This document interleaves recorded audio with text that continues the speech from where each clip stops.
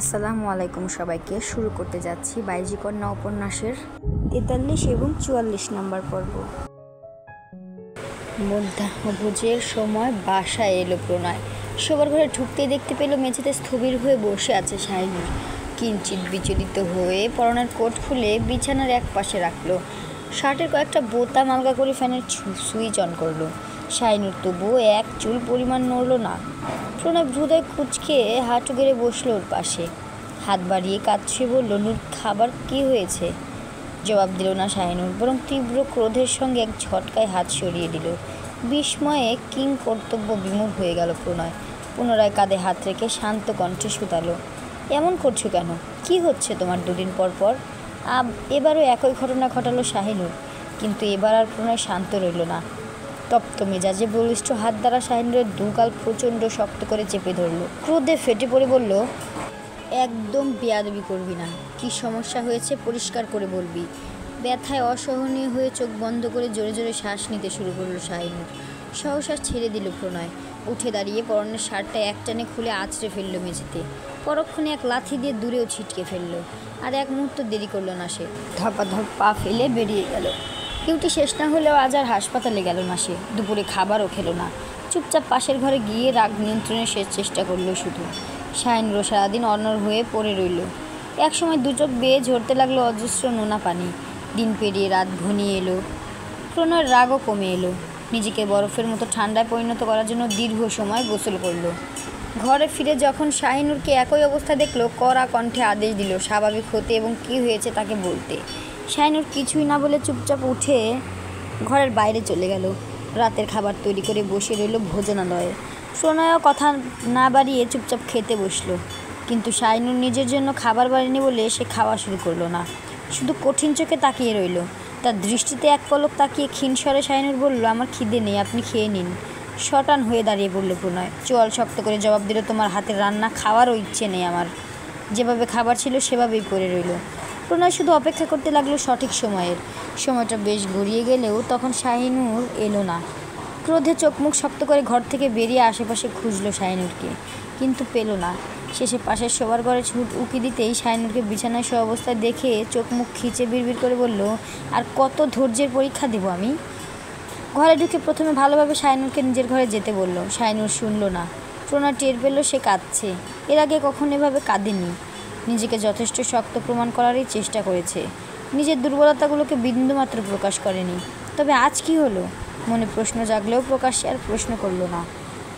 শাহিনুরের যেমন মনে জোর আছে তারও তেমন শরীরে জোর আছে। তাই জোরপূর্বক কোলে তুলে নিজের ঘরে চলে গেল। দুচোখের বাঁধ ভাঙা অশ্রুতে বুক ভিজে উঠল প্রণয়ের।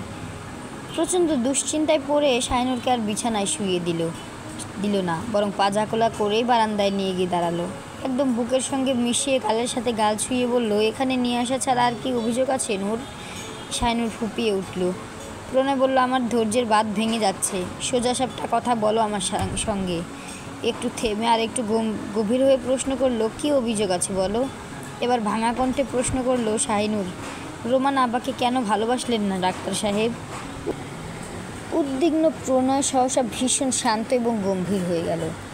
গম্ভীর চিত্তেই ভারী নিঃশ্বাস ফেলে মৃদু পায়ে ঘরে এসে বিছানায় শুইয়ে দিল শাহিনুরকে। শাহিনুর অবাক হয়ে তাকিয়ে রইল। প্রণয় একটি কথাও বলল না আর। পাশ ফিরে শুয়ে পড়ল। শাহিনুর হাত বাড়িয়ে তার পিঠ স্পর্শ করল। ভাঙা গলায় বলল, এই চিঠিটা আমি সহ্য করতে পারছি না ডাক্তার সাহেব। রোমান আপার মতো আমিও জানতে চাই কেন ভালোবাসলেন না আপাকে। হঠাৎ প্রণয়ের কি হয়ে গেল কিছুই বুঝল না শাহিনুর। চৈত্র মাসের তীব্র উত্তাপ যেমন শরীর জ্বালিয়ে দেয়, ঠিক তেমনি অমনি করে ভালোবেসে শাহিনুরের শরীর জ্বালিয়ে দিল। উত্তপ্ত করে তুলল নিজের ভালোবাসার ছোঁয়ায়। শাহিনুর যখন সম্পূর্ণভাবে প্রণয়েতে মগ্ন হয়ে গেল, ঠিক সেই মুহূর্তে তার কানের কাছে উত্তপ্ত নিঃশ্বাস ছাড়তে ছাড়তে প্রণয় বলল, আমার উত্তর তুমি পেয়েছো চন্দ্রকান্তা? দু চোখের কার্নিশ বেয়ে কয়েক ফোঁটা অশ্রু নিঃসৃত হলো শাহিনুরের।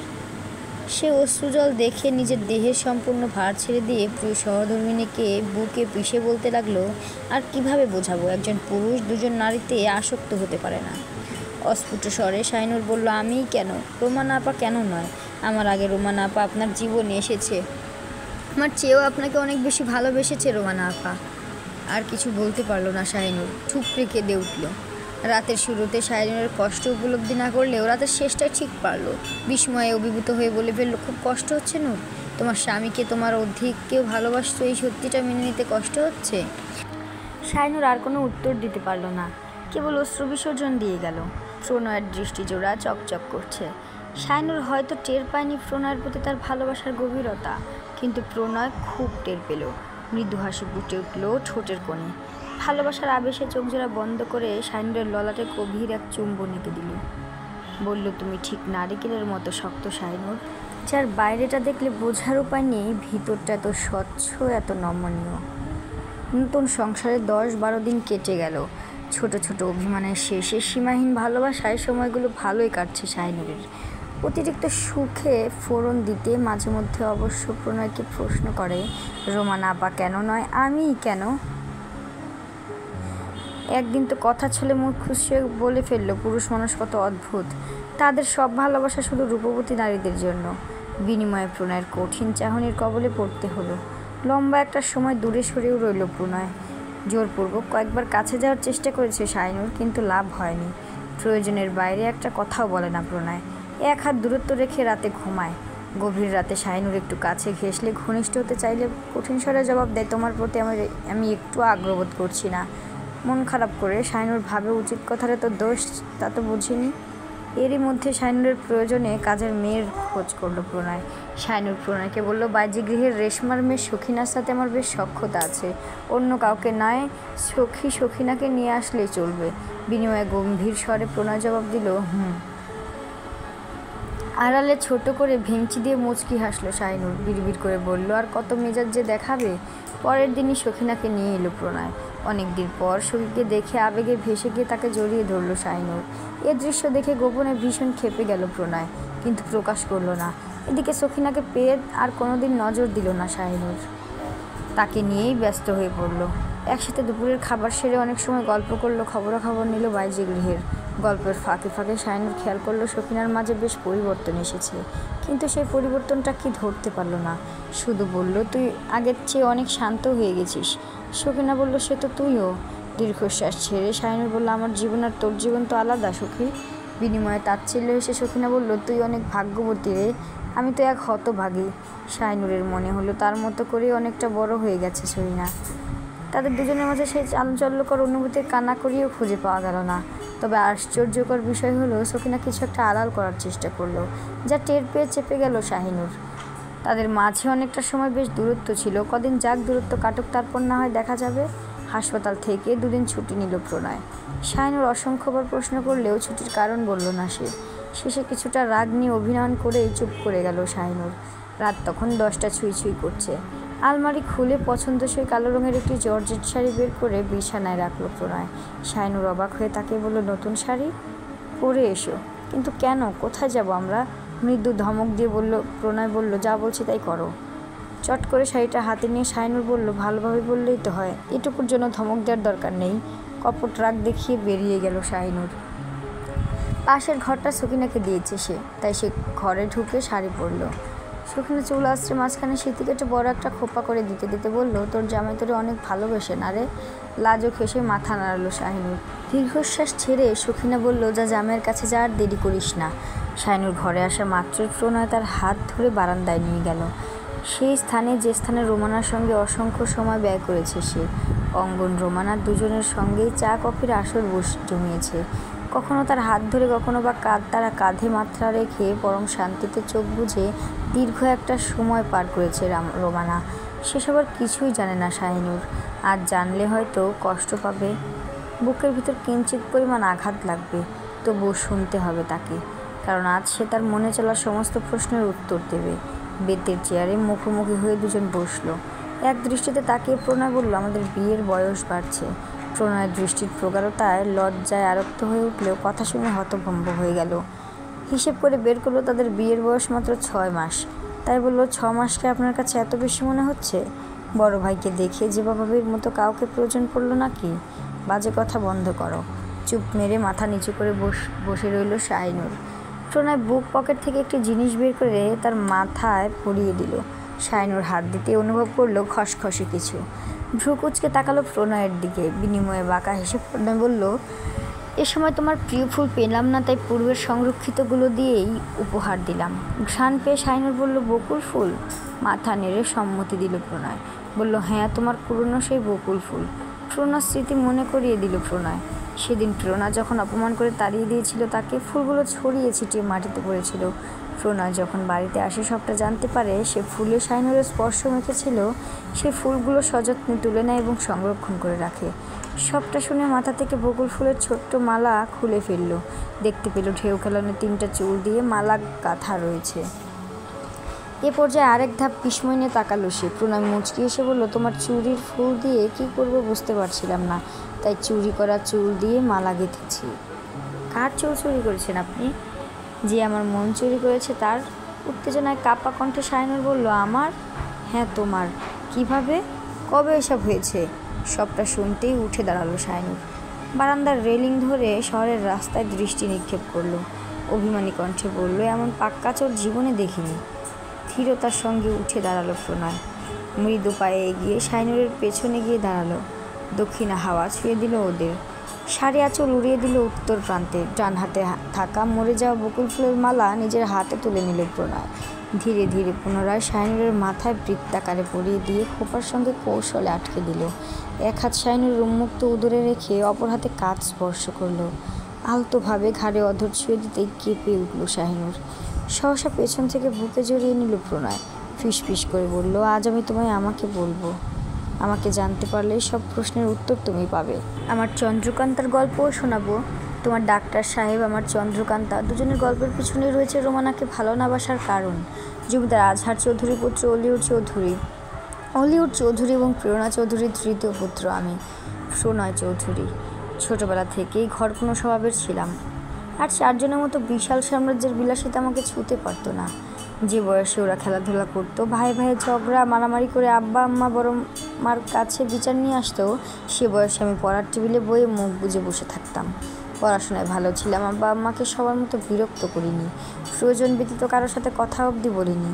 মেজো ভাই আর রঙ্গনকে হাই স্কুল অবধি খাইয়ে দিতে হতো, আর আমি বড় ভাইকে দেখে দেখে নিজেই খাওয়া শিখেছি। অঙ্গনকে শিখিয়েছি। বড় ভাই আবার আরেক ধরনের মানুষ। তাকে কেউ একটা থাপ্পড় দিলে চুপ থাকতো, আবার কেউ ভালোবাসলেও চুপ থাকতো। আম্মার ভাষায় বড় সন্তানরা হাবাগোবা স্বভাবের হয়। বড় ভাই তেমনি একজন মানুষ হয়েই গড়ে উঠেছেন, বোকা মুখচোরা স্বভাবের মানুষ। মেজো ভাই ছোটো থেকেই জেদি ছিল, অ্যাটেনশন প্রিয় মানুষ। সে সবসময় চাইতো বাড়ির সকলের মনোযোগ তার দিকে থাকুক, সবাই তাকে ভালোবাসুক, তাকে গুরুত্ব দিক, সকলের পছন্দনীয় পাত্র সে হোক। সবচেয়ে বড় কথা, আব্বা আম্মা তার 4 পুত্রের থেকে তাকে বেশি প্রাধান্য দিক, এটাই চাইতো। সেই শিশু বয়স থেকে প্রচণ্ড দুষ্টু স্বভাবের তিনি। সত্যি বলতে এতটাই দুষ্টু ছিল, তার জন্য আমি পড়াশোনা করতে পারতাম না। আব্বা বুঝতো, আর সবার চেয়ে আমি আলাদা গোছের। পড়াশোনার প্রতি আমার তীব্র টান দেখেই শহরে হোস্টেল রেখে পড়াশোনা করেছেন। আমি ক্লাস 6 থেকেই বাড়ির বাইরে। এতে আমার আফসোস হয়নি, বরং শ্বাসরুদ্ধকর পরিবেশ থেকে মুক্ত পেয়ে প্রাণ ভরে শ্বাস নিতাম। অঙ্গনও ব্যতিক্রম ছিল। তখন না বুঝলেও এখন বুঝি। যে বয়সে ওর বেঁকে যাওয়ার কথা ছিল, ওই বয়সে রোমানাতে ব্যস্ত থেকে বেঁকে যাওয়া হয়ে ওঠেনি ওর। প্রতিটি মানুষেরই নির্দিষ্ট একটা জগৎ থাকে। আমার জগৎ পড়াশোনায় ছিল, ওর ছিল রোমানাতে। আর রঙ্গন, সে তো আমাদের সকলের আদরের, বাড়ির সবচেয়ে ছোট সদস্য, সকলের চোখের মনি সে। ওর জন্য আব্বা আম্মার আলাদা একটা দরদ কাজ করতো সবসময়। এখন আব্বা নেই, ওর দরদের একটা মানুষ কমেছে। তাই বলে আমি ওকে ভালোবাসি না এটা নয়, ওর প্রতি সব রাগ অভিমান শেষে ও আমার খুবই আদরের। ছোটরা ভুল করবে, তাদের ভুলগুলো শুধরে দিতে হবে। রঙ্গনকে আমি খারাপ ভাবতে পারি না, ভাবতে চাই না। আমার সবসময় মনে হয় ওর এমন হওয়ার পেছনে আমরাই দায়ী, স্পেশালি মেজো ভাই। একটা ইন্টারেস্টিং ঘটনা বলি, রঙ্গন ছোট বলে ওকে বেশি কেয়ার করতো আম্মা, মানে ওর প্রতি সবার চেয়ে বেশি যত্নশীল ছিল। এটা নিয়ে আর কারো সমস্যা না হলেও মেজো ভাইয়ের মারাত্মক সমস্যা হতো। আম্মা যখন ওকে খাইয়ে দিত, তখন সেটা দেখে মেজো ভাইয়ের জেদ হতো তাকেও খাইয়ে দিতে হবে। ভালোবাসায় আপ্লুত হয়ে বড় আম্মা খাইয়ে দিত মেজো ভাইকে। ওর ছোট ছোট সকল জেদই এভাবে পূরণ করা হতো। বরং বুঝতে চাইতো না রঙ্গন ছোট এবং বড়র ভুল বুঝতো আম্মা ওর চেয়ে রঙ্গনকে বেশি ভালোবাসে। আমাদের ভাইদের স্বভাবের ভিন্নতা দেখেই বড় আম্মা বাড়ির নাম দিলেন 5 ফোড়ন গৃহ। কিন্তু ওই গৃহ কোনো কালেই আমার শান্তি এনে দিতে পারেনি। আমি যেদিন প্রথম বুঝতে পারলাম বাইজি গৃহ সম্পর্কে, মানসিকভাবে প্রচণ্ড ভেঙে পড়ি। তখন আমি সবে ক্লাস 9-এ উঠেছি। মধ্যরাতে মেজো ভাই মাতাল অবস্থায় ঘরে ফিরলেন। এই নিয়ে আব্বা আম্মার সাথে কথা কাটাকাটি হওয়ার পর আব্বা বাড়ি থেকে বেরিয়ে গেলেন। আম্মা মেজো ভাইকে বুকে জড়িয়ে হাউমাউ করে কাঁদলেন।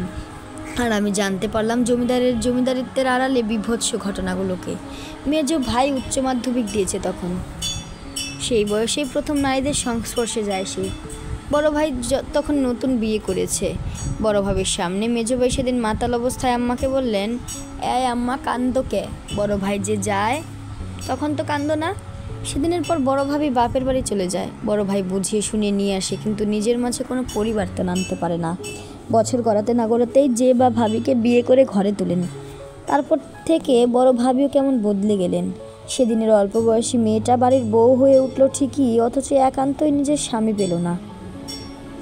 এসব দেখে আমার সবসময় মনে হতো, আজও হয়, আমার পরিবার শুধু মানুষদের ঠকায়, শুধু বিশ্বাসঘাতকতা করে, নারীদের অসম্মান করে। সবচেয়ে বড় কথা, আমার আম্মাও প্রাপ্ত সম্মানটুকু পায়নি, বড় আম্মাও পায়নি, শবনম বা মুনতাহা কেউ পায়নি। এই অসম্মানিত পরিবারে আমি আমার সম্মান, আমার ভবিষ্যতের সম্মান ধরে রাখতে পারবো না, এই ভয়ে ভীত থাকতাম সবসময়। আব্বা, বড় ভাই, মেজো ভাইদের পরিস্থিতি দেখে আমার মনটা আরও বিষিয়ে ওঠে। কেন জানি কোনোভাবেই টিকতে পারি না ওই বাড়িতে। বছরের পুরোটা সময়ই হোস্টেলে কাটিয়ে দেই, ছুটির দিনেও ফিরি না। হোস্টেলে থাকতে সমস্যা হলে মধ্যবিত্ত বন্ধুদের গ্রামের বাড়ি ঘুরতে চলে যাই। নিজের বিশাল সাম্রাজ্যের বিলাসিতা থেকে ওই গ্রামের ছোট্ট মাটির ঘর, টিনের ঘরে পাটি বিছিয়ে ঘুমানোতেই প্রশান্তি খুঁজে পাই। আম্মা কাঁদতো ঈদের সময়, নববর্ষের সময়। 4 ছেলেকে কাছে পেত না, শুধু আমাকে। 2-1 দিনের জন্য যদি আম্মার কাছে, আম্মার কোলে মাথা রাখার জন্য আসতাম, কান্নাকাটি করে শত শত অভিযোগ করে বুক ভাসিয়ে দিত। সবসময় সান্ত্বনা দিতাম, আম্মা তুমি কেঁদো না, আমি পড়াশোনা করছি, আমার অনেক বড় স্বপ্ন আছে আম্মা, অনেক বড় ডাক্তার হব আমি, মানুষের প্রাণ বাঁচাবো, অসুস্থতে সুস্থতা এনে দেবো, বহু মানুষের আশীর্বাদ থাকবে আমার মাথার উপর। শুধু বলতে পারিনি, আম্মা আমি নিজের একটা আলাদা পরিচয় গড়ে তুলব। আমার এই পরিচয় ভাল লাগে না। আমি জমিদার অলিউরের পুত্র ছাড়াও আরও একটা পরিচয় তৈরি করব, যে পরিচয়টা অনেক সম্মান এনে দেবে আমাকে, যে সম্মানের আড়ালে ঘৃণা থাকবে না, অভিশাপ থাকবে না। আমি সত্যি আমার পরিচয় তৈরি করেছি, স্বপ্ন পূরণ করেছি। আমার ডাক্তারি জীবনের আজ মাত্র 2 বছর। যখন ডাক্তারি পাশ করলাম, খুশি হয়ে আম্মা বললেন এবার বিয়ে করাবে আমাকে। বিয়ের কথা বলতেই সকলের মাথায় এলো, অনেক বড় ঘরের মেয়েকে বউ করে আনবে, ডাক্তার ছেলের বউ, যে সে হলে চলবে নাকি? এ সময় কোনোভাবে আম্মা টের পেলেন রোমান আমাকে পছন্দ করে। আমার প্রতি রোমানের অন্যরকম কিছু টের পেতেই তিনি বেঁকে বসলেন। রোমানাকে আমার বউ করবেন। সকলের পরিকল্পনা চুপ করে দেখে গেলাম। 3 সেরে যখন বাড়ি ছেড়ে বের হলাম, লম্বা একটি স্বস্তির নিঃশ্বাস ছাড়লাম। মস্তিষ্কে চক্কর দিয়ে উঠল। মাত্র কয়েক ঘন্টা যে বাড়িতে থাকা দায়, যে বাড়ি থেকে কিঞ্চিত মুক্ত হতে পেরে স্বস্তির নিঃশ্বাস ছাড়ি, সে বাড়িতে সারা জীবন কীভাবে কাটাবো? চোখ বন্ধ করতেই দেখতে পাই গ্রামের ছোট্ট একটা কুড়ি ঘর। ঘরের ভেতর তেমন আসবাবপত্র নেই, 2টো পাতিল, একটি থালা, একটি গ্লাস, অল্প চালের ভাত, আলু সেদ্ধ, কিছু সবুজ শাকসবজি। খাবারগুলো সামনে নিয়ে বসে আছি আমি আর আমার বউ। 2 চোখ ভর্তি ভালোবাসা, সীমাহীন তীব্রতার একটি সংসার, যেখানে টাকা পয়সা ছড়াছড়ি নিয়ে বিলাসবহুল জীবন নয়, তবু শান্তি আছে, তৃপ্তি আছে, নেই কোনো তৃষ্ণা বা বিভৎস অনুভূতি। আমার ওই ছোট্ট সংসারে এক সমুদ্র ভালোবাসার উজানে রোমানাকে কখনোই কল্পনা করতে পারতাম না। কারণ রোমানা আমার বউ হলে এই স্বপ্নগুলো স্বপ্নই রয়ে যেত, কারণ এই স্বপ্ন রোমানা দেখেনি। এই পরিস্থিতিতে রোমানা মানিয়ে নিতে পারবে না। আম্মা রোমানাকে আমার বউ করার পেছনে আসল উদ্দেশ্য ছিল আমাকে 5 ফোরন গৃহে আটকে দেওয়া। সহজ সরল, একেবারে বাধ্য মেয়ে রোমানা। আম্মার বিরুদ্ধে একটা সঠিক কথা বলারও সাহস হতো না ওর।